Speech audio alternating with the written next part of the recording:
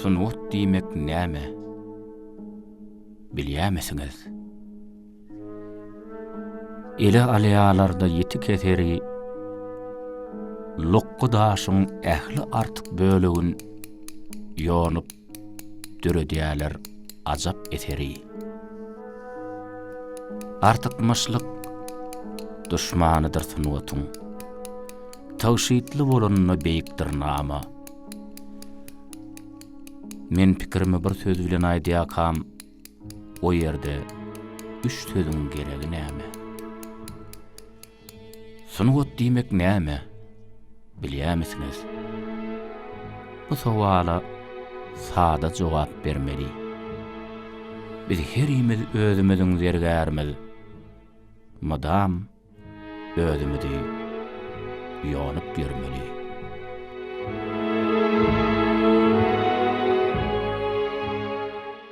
Men şu oglanlygymdan ejemin berýän gurulmary bilen ulalymda esasanam kakama agrasra adamdy eken gurlemedi. Ana şu ejemin ýatlamalary bilen ulalymda. Ondan ejemin gurulmagyna görä men gaty çyrçykyl bolup durna. Şo aglap hiç yatmayan ekenimde gece de günnüydüm. Ondan şu ejem görgeli şu goltuğunu alıp şeyler yörürken şey dip görünýärdi. Madam aglap görünýärdi.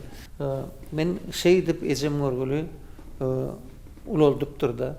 Şoň üçin şu ejem berýän gurulmlaryna görä şu şey diýen pursody şu eline şey dip ýören aýalla şol pursodyny aldymda. Ýöne şu ýerde şu matalaryň epinlerini doğrusyny aýtsam men öz şekilmem oýdum da bir şeýle seretsen şu taýda men gapdalyndan görnüş portretim oýdum da özümiň şu bir eneň öňünde bir diýre çökýän ýigit hökümine ene goýan hatyrasy hökümine şu portreti oýdum da şeýle görmeýändir. Şu eneň mähri, ejeň mähri hiç saçan ýatdan çykan ok şol, hiç saçan köňelen ok. Sebäbi näse wagt geçdi şu ejemin keşfimdama men görmegimne durda. Ene ýalaky gymmatlat dünýäde ýokun kadýar. Mene hiç zady deňep biljekler. Iň uly baýlyk şu ene ata şular ýalaky baýlyk kadýar. Sebäbi şolar barkaten özüň ýaşam duýan, özüň güýçlem duýan hemme taraplayan men iň dünýäde gymmatlat enete diýip atar edýän.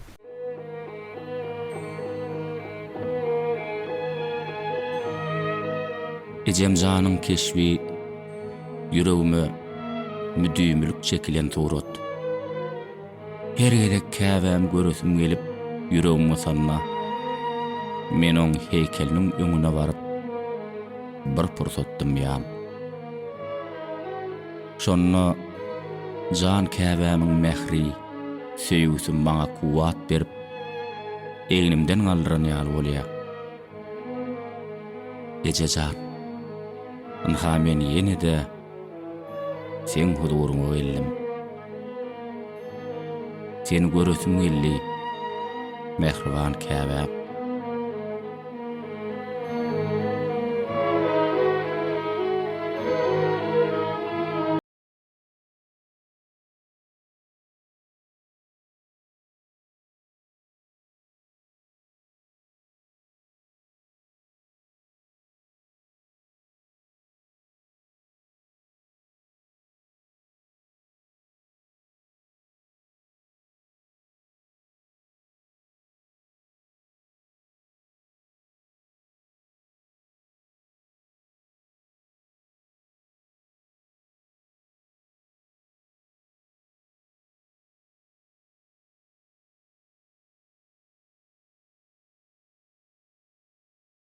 Durmuşumda şu tunota bolan höwes gaty ýaşlykdan başlapda. Sebäbi şu bir agam mady tura çekýän owada bir agam mady çeperçilik uşelşede okýady. Daim bardy ol mamamlara barsam o ýerde gaty ökde gow tura çekýärdi. Ana şular birinji bana itergi beren adamlar şular boldy, sebäp bolan surat çekmegime. Soňra owada mektepde surat çektirerdiler. Şu ýylary bir begendirjek bolup, geňördirjek bolup, haýdap işler ýörerdik de. Sunwata bolan höwesiniň barlygyny ölüp menem özüm şeýle şoňa höwes jöňürtmiň ýanyna gatnap öwrenerdim. Sara seperrekdi.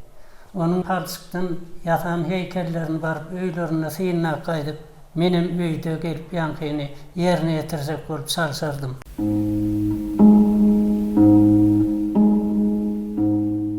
Bir mahallar meňem akşym bardy.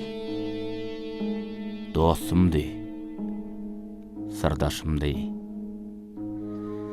Men onu öz ýüregi ardy ulanmaýdardym. Men onu şeýle bir gowy görerdim. Men oň bilen gürleşerdim. Ol maňa düşünerdi. Men öz akşymy palçykdan ýatamagy ýüregime dugdum.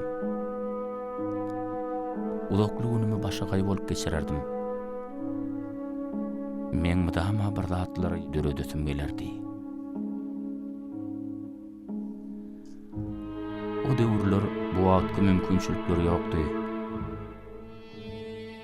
Men heykel ýatamak üçin bar ulan bilýän jazadym palçykdy. Guralym bolsa ellemdi. Şeýle başagay bolup ýörüşime Ejemjan balam kan öýe gelip çağıraýmasa wagtyň nähili geçeninem duýmazdym. Gecelerine bolsa peltel sıraň ýaltysyna ardy ulamyň suratyny çekerdim.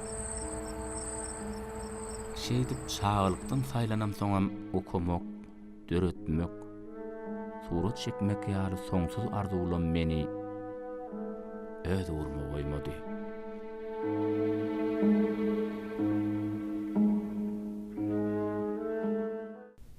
Men Sarak bilen edil owadaş diýmesem goňşy owadan, şoň üçinem oglanlykda owadakylardan eşden gürrüňlem bar.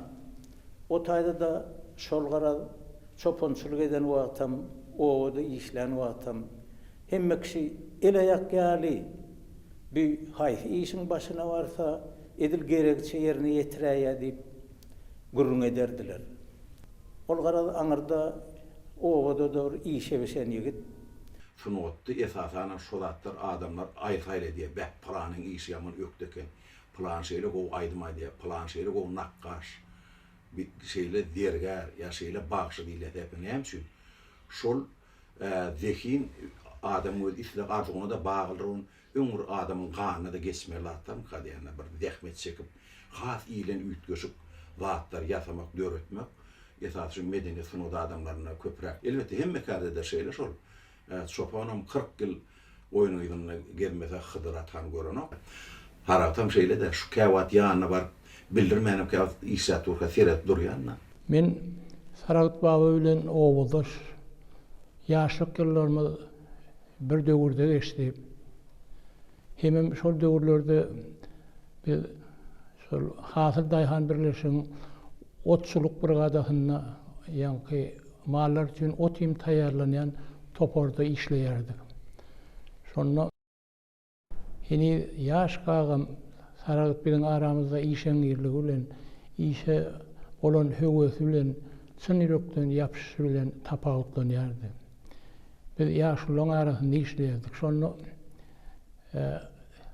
taýýarlanan ýygylan otlary şu owan goloýnaky ot ýym taýýarlanýan ýerde deselenýän ýere meýdandan uradýardyk. Şonu ot basamyzda Sarat'ı hem işe maşinin üstüne çıkarardılar. Sebäbi Sarat maşinin üstünde oturup awy ýaly edip bir dik hem bir gelişikli edip basardy. Şonu esasanan biziň ýanky awtologyň sürüjüsi Mustafa aga aýdardy.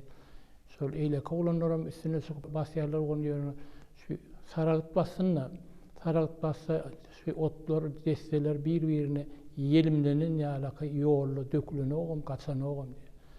Şoň üçin hem işe Sarat'a işleýän şu işeňirlik üçin her bir işin oňoýuny gabil tarapyn bilýänligi üçin şol otlaryna da saragta bastyrardyk. Tevigi tarapdan berilen zehini vardı. Şu sebeple oğlun kakşı kaptalmadan katakar deyip yap geçerdi. Tomus öwürleri şu tayda şıkkı palçık bordu.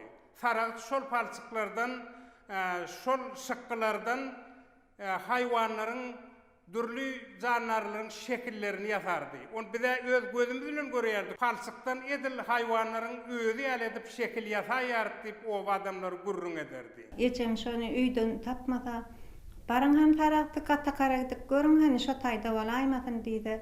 Bizem ylgap barsak kaçan görsen şo taýda tarap tekel ýasap otur. Ya bolmasyn ha paktaýan mewsum zat bolanna gyzlar bilen ol ýarşa giderdi. Şu onun veştany gyza bolan tarapdan şolaň arasyndan bir gatan arasynda bayrak goýulýardy. Şol bayraklara tarap birinci bayraklara eýe bolýardy da. Zähmetsiz şu dünýede bolýan zat ýok.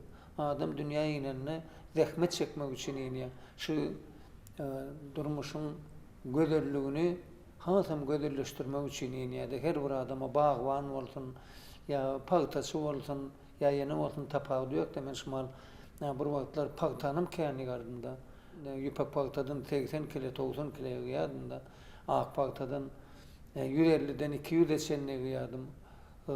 O zähmet ýörlüğün alamaty da şu zähmet ýörlüğüm meni şu derejege getirdi.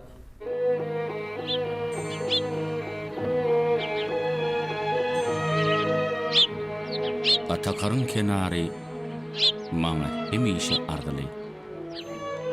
Çünkü men oň kenaryna emele gelen şykkadan şo ýerde oturup özümiň iň ilkinji eserlerimi döretdim. Men maslahatçym, halasgarim, gatakarym. Sen bilen men ençeme ýatlamalam, tüýji pursatlym bagly. Yıllan geçenliğini seyretmezden pikirlenmeni, şol tüýji pursatlara, şo ýatlamalara tarap alyp gidýär.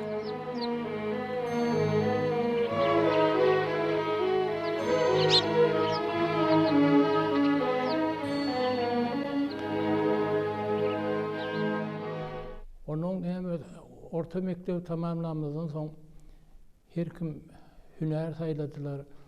Hüner almak üçin ýürüýte okuwa aşgabaza gaýtdy. Elbetde hem işine durmuş ýol asfaltynyň köçedel belki ondan hem çarkanlaklyraktır diýilýär. Bir wada okuwam şoglamadı. Ýene de onu owa dolanyp owaň işleri bilen bolduk. Biz pagtaçylykda bolduk. Ýene de beýleki işlerde bolduk. Taragat şol wagtlar onu mallarçylyk bilen meşgullandy. Onu owadaky mallan ferma müdiri Beýşadaga ýürüýte saragty neme gumakdy Gelimrad agaň ýanyna ilki soluk bolup başlady. Soň bolsa goýun wagty. Şu işler bilen, zähmet bilen başladyk. 65-nji ýylda men okuwa geri bilmän, barbam oba görünü bilmän utanyp gidip çoluk boldum da gumda 3 ýyllap oba gelmedim de. Çopanlara aýda bir goýun berilýärdi, iý berýärdim. Ondan o döwürde näme bizim garaşsylyk döwürmizde ýaly gaz barmydy näme? Gaz ýok, zat ýok. Ýyllada odun gerek bolýardy gyşyna. 2 maşyn odun iý berýärdim. Ýaşamak üçin başga näme gerek? Iň uly kynçylyklar şu zatlardan ibaratdy da.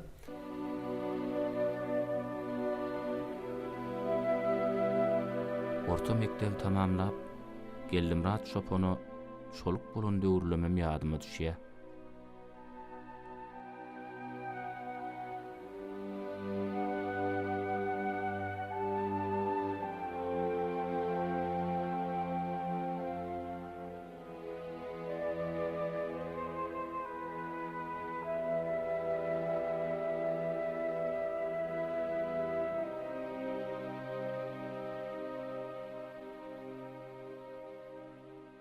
Gelimrad agaň ähli ýumuşlaryny bir demde bitirip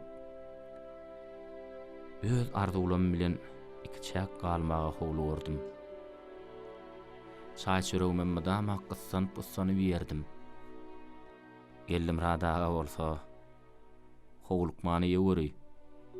Muň bolaşyny Allah ýydynyň ýaw kowyany alyp degşerdi. Men bolsa, geldim radaga. Bilýäňe meňem öýdi işçagalym bar diýip ilgarardım. Sonra bolsa, ähli aladalamy unutup, öz soňsuz arzulam bilen ikçäk galardım.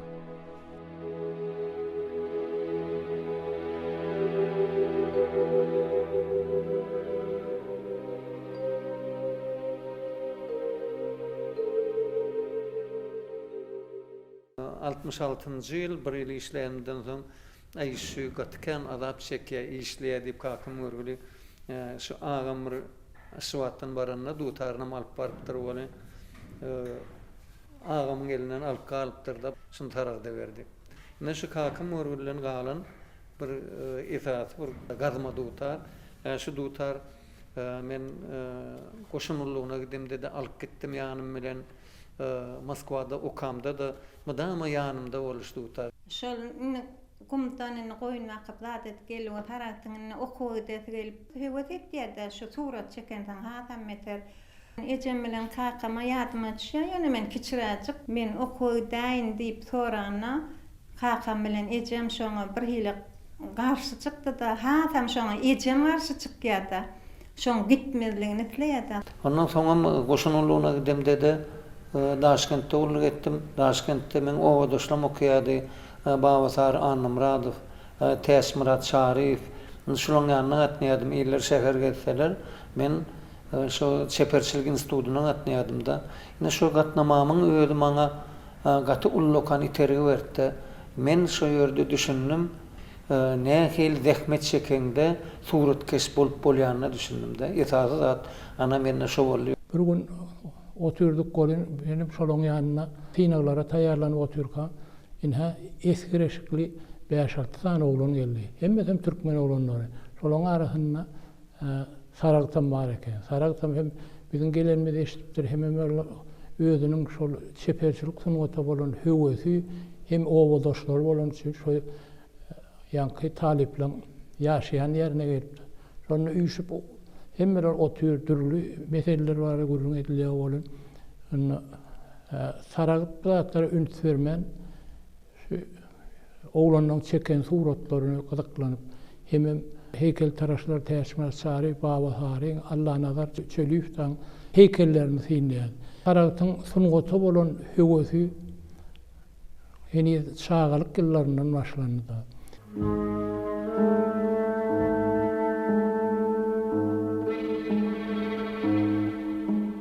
Ýaşlykdan zähmetli taplanan, okumak, döretmek hujugy ýüreginde mewjurayan geljek heykeltaraş, Aşgabatdaky ýörüýti ortasyny ot mektebi tamamlan soň, Russiýa döwletiniň Moskwa şäherine ýerleşýän Surikow adyndaky çeperçilik akademiýa okuw girýär.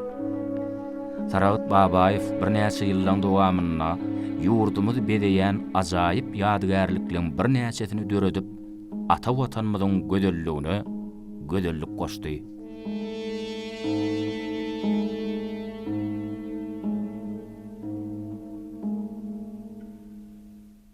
Tarapda bilen bir 40 ýyllanyň gowrak diýsek boljakda gatnaşyp görenmede. Mafkady bile okudum. Şo talip wagtlarym şeýle bir etýerden üýt ýoşup, hereketler çal. Burada buýurlanyny, oturlanyny, iş edenini şu diýerler de tarakdaly işleri. Şu ýerde bir daha aýtmakçy da şu Türkmen çeperçilik sunuwatyna heykeltaraşlyk şu 60-njy ýyllarda has ösürdi. Şolara ilki bilen Türkmen oğlanlary geldiler. Şolaň arasynda Juma durdy. Bayram Attaýew, ondan Muhammed Seyit Muradov. Yine de şoňa meňzeş ýaş çeperelli ýigitlerimiz, hünermenlerimiz geldi. Onu iýe sürede bolgyna Babasary Annamradov, Täsmirat Şarif, dagy şu heykeltaraşlyk sunuwatyna öz ukuyuplaryny görköz guradylar. Ine şol nesillerin izi süredenliň 8-nji ýylyň ayaklaryna, 9-njy ýylyň başlaryna da täze türkmen şekillenir sunugatynyň täze heykel taraş hünärmenleri döre urady. Şolaň arasynda da şo ilkinjileň biri Saragat baby boldy. Şuratlyň aňyrsyna iň uly zat bir zähmet ýatyr. Iň uly zähmet ýermerlik, armarlyk, gece onu zähmet çekmek ýa-da bir ýatan bolsaň bir oýanyp o oýansaň kemal ýatyp bolanokda turup usahanaňa gitmeklik, şo ýatmaýan wagtym ulan oýnyp usahana turup gidiber ýa-da gece 1 bolsun, 2 bolsun tapawdy ýokda şu zähmediň iň bir uly zady şu uly üstünlikleri eltiýänekine okuw torp gelibem, men ýene de täsmiradyň ýanyna boldum. Uly suratkeşliň ýanyna bolup, Baba Saryň ýanyna boldum. Garaz öz zähmetimi gaýgyrman, kömek etdim. Okuw girtden girenini beýle bir hili mollanyň arasyna, ýoldaşlaryň arasyna hormata münasip sebäbi el aýakýaly bolup hemmeşe höwesçen gatnaşyp beren ýigit boldy. Şoň üçin muny 2-nji ýyllyk toporda ýörüýte biziň okuw esbaplarymyza seredýän adam gerek boldy şonu. Onuň Saragat babany şoňa iş aldylar. Ýok kapýorka. Sebäbi okuw ýerinde heykel taraşlyk bölümine girdi. Bunyň gowy mollum bardy. Atta Bayram diýen heykel taraş. Şobular okutdy. Bunyň öňe ýanynda bir topor gotorup gitdi. Bular 2-nji toporda biziň çeperçilik mektebimizde heykel taraş bölümi zady ýokdy.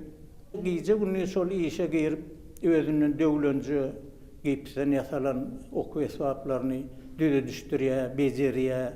Ay gije günni şol jaýyndan çykman işläp täzeden olary galyp almany öwrenni, galyplap şol işleri köpürtmekmi, gereginden hem köpürüp işläp şoň içinde gara çykman işledi şol.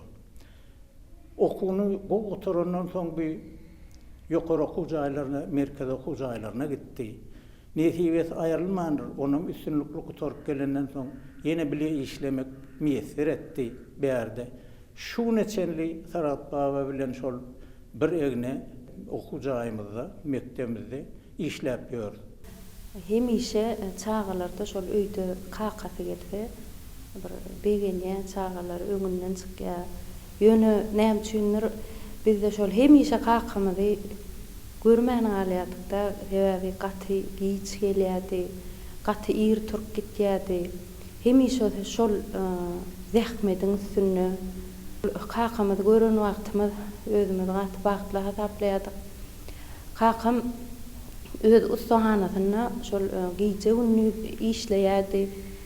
Heykellerini biz kiçiräjikkä ýadyma düşýärdi şol öz ustahanasyna getirip etýän heykelleri, ýasaýan işleri, onuň şoň ýanyna oturup men özümde şol kakamyň sunugatyna bolan höwes sürep, menim surat çekmän gowurýardym, surat çekýärdim, bir palça alyp menim bir kiçiräjik şekilçikler ýasaýardym. Onuň ulalamy soň kakam şol haýsy uğry saýlap aldyň. Şol öz uğurny, şunu okaň, şunu edin diýen okdy. Şol adamyň özüni, şol kär saýlamany özüne goýatda çağasam bolsa. Bizde de vardı aktörler diýen Saragatda has şonu gaty şeýle bir çuňur görýänler. Şu işlet durka başga nakkaşan ýanynda käwat bar ýa suratkeşleň. Şol göz bilen işlemek barda. Şu göz bilen eli Saragatda bir tütü bir şoklat açdyryny ýalylar. Şonu ýaly berilip işleýärdi. Daşynyň hayran aly oturýanda baranda. Şu elleri gidip durda, şu adamın şu nakkaşan şu elinin ucunu şu zat çydyklary, oýlary, şu ýasap oturan daşdan ýowan oturýar, paçykdan ýasap oturýar, şu el duýýar, gözün görýär şonu. Bu tütün şu keredişi ütgüşükde kä adamlardan. Şoň üçin şoň ufatdygy Saragat babaýsyň, şonu ýaly. Hemmeler sylaýa kiçi göwnüni, o bolsa sylaýdan humar. Öwülse keýp bilen süzüp gözüni, diýer, ýok adamlar, kemçiligim bar. Onsoň gussa bilen saňa gararda, kemçiligin sanar, okyanly ayat. Onuň kiçi göwnlüligi barada, dörer şeýdip, ýene de bir rawayat.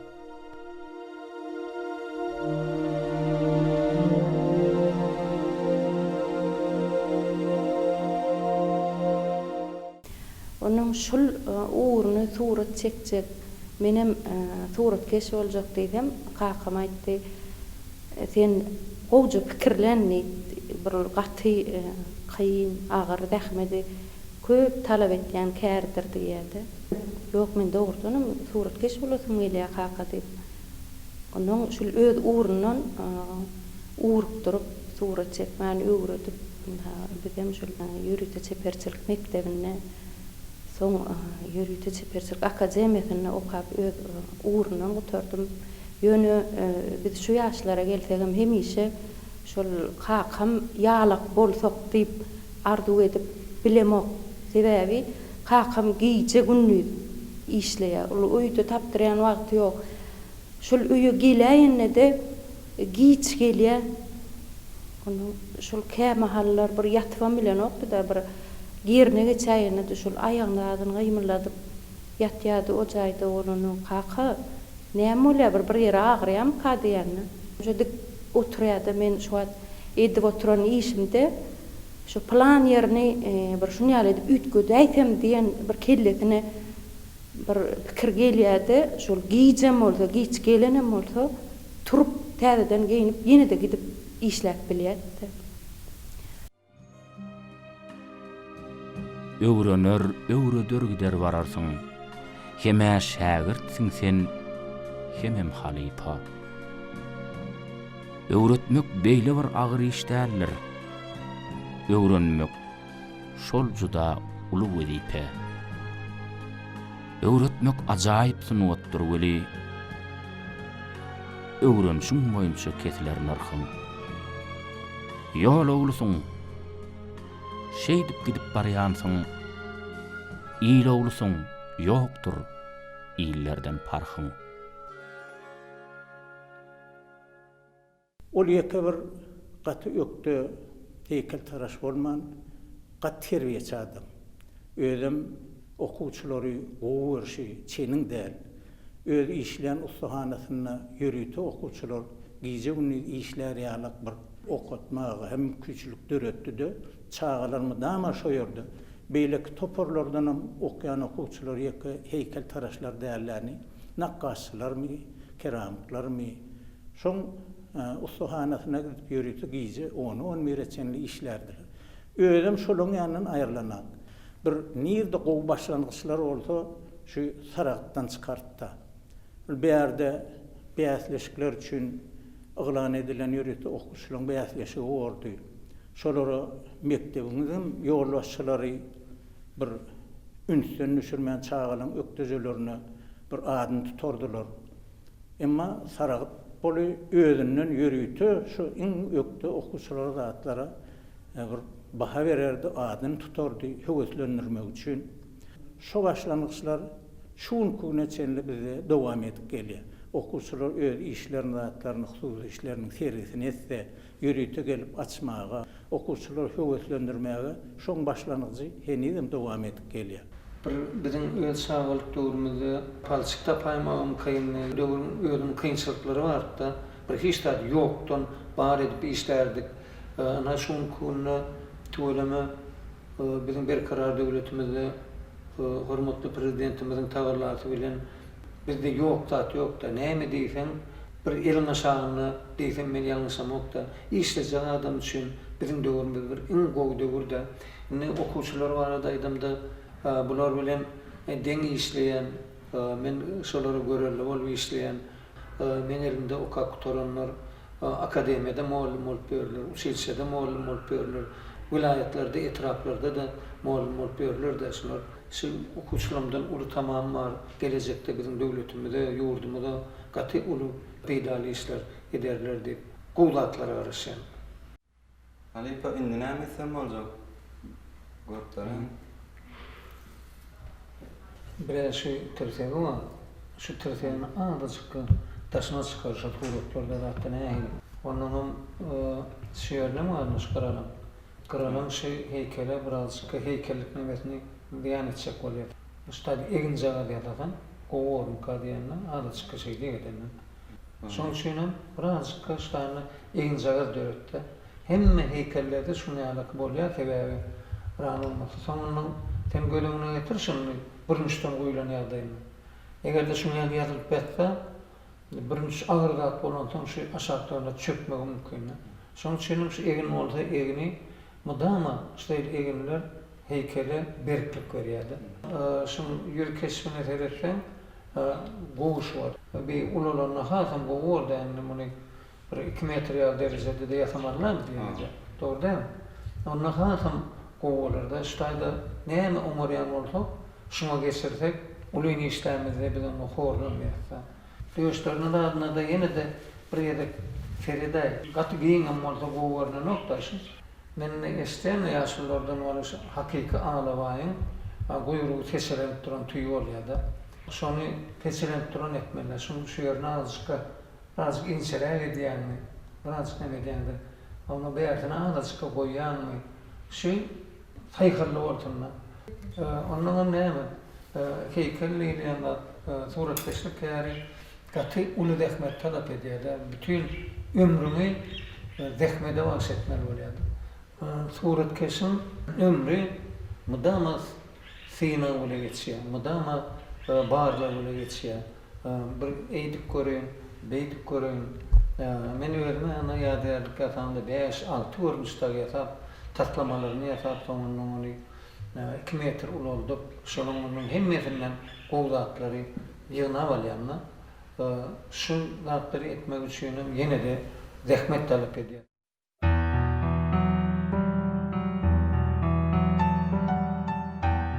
Sunuwat öz bolşly zatdan ýöneköý bir zady.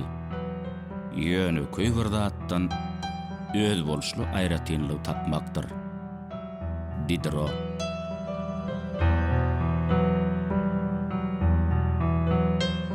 Egerde ruh suratkeşiň elini urukdurmaýan bolsa, şo ýerde sunuwat ýok. Leonardo da Vinci.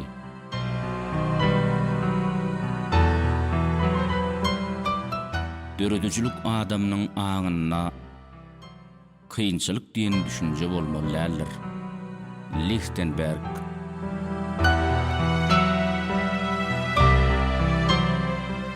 Sunuwat ören gabanjaňdyr.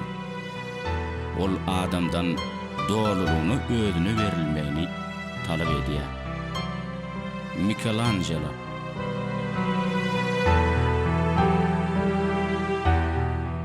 Suratkeşiň esasy borjy beýan etmek, suud etmek däl.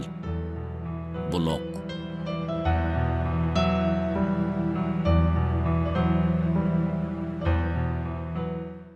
Çeperçilik mekdebine okap ýörgem, sapakdan soň ustanlygyna gidip bile öz ýanyna surat çekýärdim. O taýda 93-nji 92-nji ýyllaň gurrumy menden başga da bir näçe okuwçylar, talipler bardy. Şolar biz oturup aýratyn beýleki ustanlygynyň birine surat çekýärdik. Onu çeken suratlarymyzy şol kakam görüp hem biz şu akşamky surat çekmek diýerdik onu. Şol bizi taşyndan urupdyr bir aýtymyda bir bolýan ýerimiz, bolmaýan ýerimiz düşünýärdi. Oňdaşyndan hem öz işi bilen bolýardy. Günnüdem şolene ýürüte çeperçilik mektebine ýa bir näçe ýyllar bäri molunçylyk, halipaçylyk edip gelýär, rahmet çekip gelýär. Şol saat giş saat 11-10 käçeni bizem şol öz suratlarymyzy rynanmazdan soň kaka gaýdaýaly ertireme koýtmelip barýardym da. O da şol heykeliň başyna işine de oturdy. Baran sen ýokaryp geçdi gaýşar, Onu men gaýdamda näme tuzdur näýedi. Onun ýokary geçip bir gaýşarýanda näme ýatyp galýan, bir gözüm açyp durýan bolup daşar ýagty. Bir kakı men ýadymdan çykyp gidäýdim kädiýdim. Çykyp algap çykýan bolun tegim işläp otur da kakam. Gün okup gidipdir, kakam işläp otur. Onun diýen kaka biz gitmän narsa gidem dog men okuw ýetişmelidim. Şol ýokary aýna teretýärde de bir ýalançy ýagtylaýpmy diýip elini ýuwurtdy. Algap ondan soňam şol iş ýerine gelerdi. Onun biz özümüz ýaşamyrdyk şo wagt. Hayran galýardyk da kakama munýalak güýç, munýalak bir işlemek nireden berilýär, nädip muny edip bilýär. Diýip şonu öz ýanymdan pikir etýärdim. Şu wagt içinden şonýalak pikirde sebäbi onýalak edip şol giýje uny işläp özüme şol näme ýetişip bilemdik. Ýöne kakam tüwelimi şu wagt näçe ýaşyna barsa ussahanasyna ne geçip barýar kakam çağılar bilen babamyň ýanyna gidip ýur babaňam görüp geçelip soğulýar bolun. Haçan baraly, giýje baraly, günni baraly. Şu hukman täze işiň üstünde işläp oturanlar. İş öwrenseler çağılaňam ünnügi şo tarapy bolýar. Barıp ýür tapan ýerlerine giýje uny ussahanasyna okuwçylar aýrlanakdy. Ýeki biziň mekdebimizde ne biziň ýokary mektebimiz akademiýadan oglanlar gatnaşyp ýörýärdi şo ýerde. Heykel ederdiler sebäbi giýje uny şo ýerde işläp ýörensoň oglanlaryň şoňa ümidigi şo taýyk barjak öwrenjek köp ýagdaýda o maslahatlar berýär. Bir daşyndan bir dutarda adam çalaýardy saragyt. Onun menim tiňilledem sen käwat ýanyna ara gatnaşykda bolardym bu damada. Bir gün onuň barsam ol öýdähe düşeň üstüne ýöne ýeli palçykly bolansoň şonu gaýadyň üstüne goýup durdy, oklap ýatyr. Ne şuň ýaly rahmete berilen adam. Şun ýagdawlygyny bilen adam. Bir halyn turandan soň ılgap derre okuwçylaryň arasyna ýa heykel taraş oglanyň arasyna gidip ýene-de öňkü ýalyk işe başlap bilýär. Okuwçylar bilen terbiýe berendäni bir gyýgyrşywam ýörene. Şol bir ýöz boluşly häsiýeti okuwçylaryň ara gatnaşygy bar. Nähil edip şolar gulak salyr ýa özüne. Emrindir ýa Sarak babaň ýanyna okanlaryny oglanlar kem görenekler. Muňa ýetişdiren okuwçylarym töweleme gatken. Şu wagt olar akademiýada mol işläp ýörenler bar. Onuň bir ýugurdymyň dürli künjeklerini heykel taraşlar her vilayatlarymyzda işläp ýörenlerim ken özüm töweleme iň ökdeleri. Kakama şular ýalyk şahsiýetiň bir şekilini goýmaly diýlerini kakam şu tizden tiz şol işe girip başlaýar. Onun şol işe girip gözleňüsine bolany bir gürlemezlik demekçi hiç ken gürlen ok. Şol hemişe pikir edip gelýän normalda şol işiň üstüne kitaplar agdarýar, oturýar, gazetler agdarýar, okuýar. Ya bolmasa şol şahsiýeti bilýän adamlardan çürüge çağırýar, ya özü gitýärdi. Şol adamlaryň ömrüni, dörüçülüğini doly öwrenmek bilen bolýardy. İlk bilen şol atlaryny öwrenýärdi. Soň ýanky bir görnüşde eserini şol iň adamdan 5-6 görnüşli eserlerini ýaşap urýar. Şol kiçik görümde gözläp urýardy. Onun şol soňun içinde 10 sanak görnüşler bolup gitýär. Onu ýanky aňyrdan gelen öz çağlar bolaly, talipler bolsun, tapawdy ýok. Uly ýaşly adamlar barsyn. Ýanky ýatan eserlerini, gözleglerini haýsy sowoldur diýip sorap başlaýar. Onu nemine şunu owurdum diýip her kim öz pikirini aýtýar da haýsy sowolanyr. Onun şoň gapdaryna çyzyk goýýardy, belli edip başlaýar özüçe. Şol näçe haýsy iş köp tesalli diýen ýaly şol halka haýsy iş ýakyn bolýar. Şonu barlap görýär, belli goýýar. Onu soňra biziň hormatly prezidentimiziň gollamagy bilen şol heykeller hükman içinden bir taýlanýardy. Biziň ine ak şähermidi bedäp duran heykeller bolýar. Taraktyň ýany haçan gele Taragat mudama işläpdir. Özüm aýak üstünde işläpdir onu. Taragat bu näme hili sen ýadaman işleýän diýsen. Men şu edýän işimden lezzet alýan, dinç alýan. Şu bana ruhu güç bolup kömek edýär diýer. Giýje Taragatyň ýanyna oturýan gel bir halym bir daňdany senne dinç alaly. Onu yerli ýermede geçdik. Golun täher bilen oýan Taragat ýokdy. Onu birden kapıdan girdi.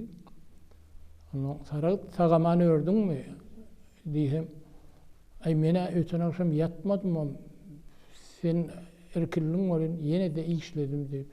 Şu öğünün giyece yatman, günlük oturman şu iş şeysini mene şunu da gördüm de. Ha şöyle işi ben Amanuel Gönübek'e başladım da yüreğimden çıkardım da sebebi Amanuel Gönübek şu yefir düşen adamları getiriyen eken onun Türkmenin öde yerine geçenine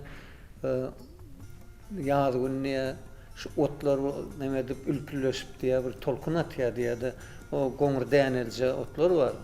Şular bir tolkun atya olýa günüňem şöhretine bir hili ay bir gatowadan görünýär diye de şu ýerde Amanuel Gönübek diye joşdy da diye tutarın arkasından alıp diye şu ýerde bir saz öğretti diye de şol bir gaty täsir eden bolmaly. Hemere bir öz ýurduna ayak bassy. Ýurdun gözelligi, görnüşi her bir adama täsir edýär. Ýöne her bir adamda döretmäge ýagdaý ýok da, okuýy ýok da şoňa. Hemme adamda şoňa islegi bar. Hat bar täsir edýär öz ýurdun bir şu çorda gelende de bir öz ýurduna gelip düşende ýa bir Bugün giyin akı diye bir hedile diyen de yurduma geldim deyip bir arkayınçılık bolýardy. Bir Amanuel'de de bir şoň ýaly bir duygu bolup elbette şo sady döredönür de ne şol goňurbaş mukamy sadyň gawadyndan bir hili geçip bilen okat käýän wagt bäri pikir edip ýörünne. Ahyrna şu wagtyny şunu men başladym.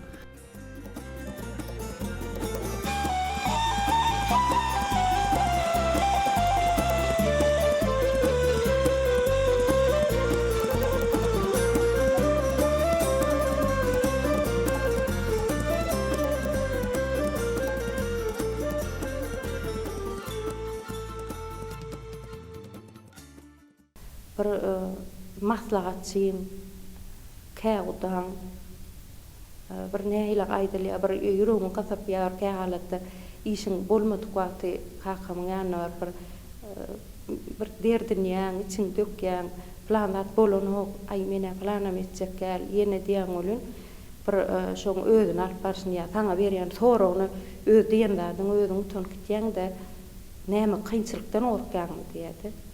Şol eden zadyň bolup gitýän bolsa, onu bolmaýarmy? Kynçylygam görmeli, bolmaýan ýerlerem bolýar. Şo şeýdi bir düşündirýär bolan sen ertesi şol bolmaýan zadyň ýa işe baranda şol başgaça pikirde barýar. Bir ýa ben düşündi dünýä başgaça bolan ýaly bolýanda. Taragat Babaýewiň adamyň şu wagt öz ýaşap beren gahrmanlamagyň ötüp geçen gahrmanlamagyň şu şekillerini, yüz kesiplerini yatağına şu meňzeşlik şolun hüýhäsiýetini bermek de o daşda, gat agırdat da. Şu daşy on şonu berbilýän adam gat uslat da men şeýle pikir edýänler.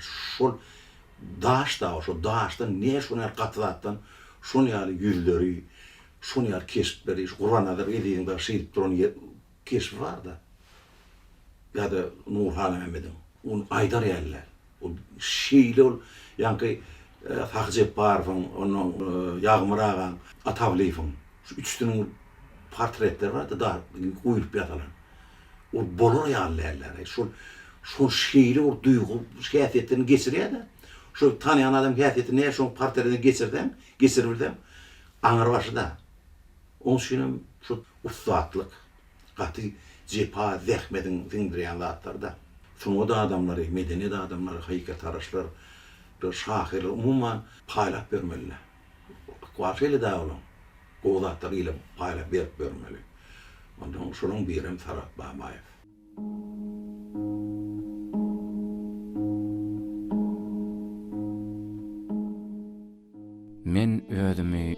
ayamadım hiç yerde.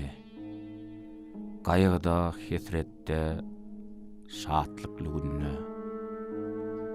Ağlamda geň ýaly terki dünýeler. Bagtlylar geň alyp bakdy gülemde. Men özümi ayamadım hiç yerde. Gorum mutoror diýip etmedim müýni. Kä söýenim üçin urdular meni. Kä gadabym üçin söýdiler meni. Hayır işler üçin taýýarlyk boldum. Şeri işleň tersine goýdum men şeri. Soň görüp otursam gutorýar eken, diňe berilmeýän zatlaryň gory. Men özümi ayamadım hiç yerde. Özümi bagş etdim özgüler üçin.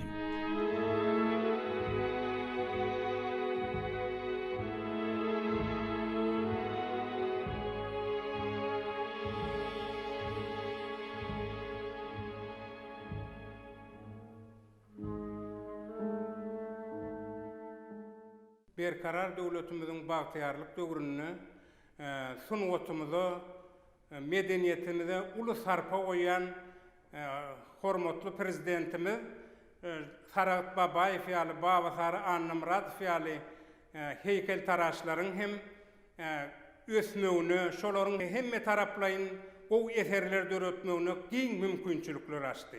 Şonuň netijesinde de dünýä belli işleri Sarat Babaýewiň, Babasary Annamradowyň Aziýanyň merjeni bolan Aşgabat şäherimizi hasem gözel görke getirýär. Hormatly arkadagymyzyň döredip berýän mümkinçiliklerini ullokan sag bolsun aýdýar.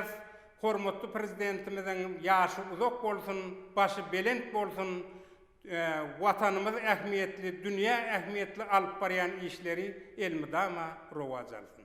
Sunwaty, edebiýaty, adamlaryň ruhy lezzet alýan beýlek uğurlaryny bizim hormatly prezidentimiz hemişe ünsverip gelýär.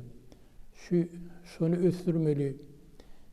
Geljekde garaşda da baky bir tarap döwletimizde ýaş hünärmen oglanlary gyýdylary köpertmek baradaky çynnakay alady diýär. Şu aladalara da bir begenýäs, goňýas, hormatly prezidentimiziň bir tutumly işleri hemişe rewaj alsyn, jany sag bolsun. Geljekde de şular ýaly Sarat Babaýew ýaly şu türkmen sunwatyny, aýratdynam seferçilik sunwatyny, şolaň içinde de şu heykeltaraşlyga höwesek ýaşlyň köp bolmagyny arzu edýär. Hormatly prezidentimiz, gahrman arkadagymyz türkmeniň sunwatyny, edebiýatyny, medeniýetini ýokarlandyrmakda köp işler edýär. Bu urda bitirýän işleri uçursuz köp. Hormatly prezidentimiziň şu alyp barýan işine ullokan üstünlükler arzu edýär. Jany sag bolsun, işi hemişe rewaj bolsun. Her gedip barsan, şol ýa-ki ustahanasyna bir hayran alyp oturmaly. Bugün gören zatlar da ýöne täzirgende bir zatlar ýazdyr. Hormatly prezidentimiz gollap dur. Şu bizim gowy heykeltaraş bolmagymyz üçin, gowy nakkaş bolmagymyz üçin, gowy artist bolmagymyz üçin, saýdan bolmagymyz üçin. Şoň üçin arkadagymyzyň başlyk gördüm, jany sag bolsun, ömür uzak gördüm. Biziň şekillenir sunwatymyda gaty sarpa goýup arka durýan hormatly prezidentimiziň jany sag bolsun, ömür uzak bolsun. Ýyly gurtbaýetli alyp barýan işleri hemişe rewaj bolsun. Hormatly prezidentimize sag bolsun aýdýar. Uluk edýän işlerini üstünlük arzu edýär, döwlet derejesindäki işlerde rowaşlyk arzu edýär.